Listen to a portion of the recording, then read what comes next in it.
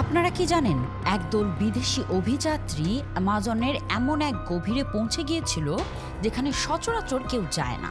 তারা জানতো না যে ওই জায়গাটি বন দানবদের অভয়ারণ্য। প্রথম দিন থেকেই তারা লক্ষ্য করছিল কেউ তাদের অনুসরণ করছে। ঝোপঝাড়ের আড়ালে অদ্ভুত খসখসের শব্দ শোনা যাচ্ছিল। একদিন বিকেলে তাদের দলের একজন শিকারী নিখোঁজ হয়ে গেল।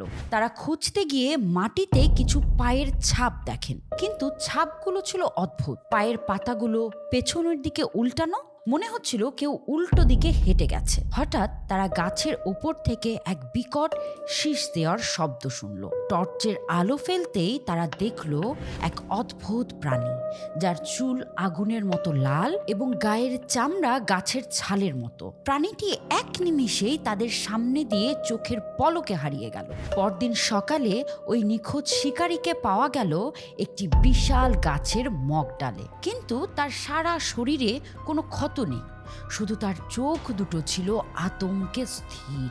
স্থানীয় আদিবাসীদের মতে ওটা ছিল কুরুপিরা, যে মানুষকে ভুল পথে নিয়ে গিয়ে জঙ্গলে হারিয়ে দেয়। এমন আরও ভৌতিক ভিডিও পেতে আমাকে like, share, comment and subscribe করতে ভুলবেন না।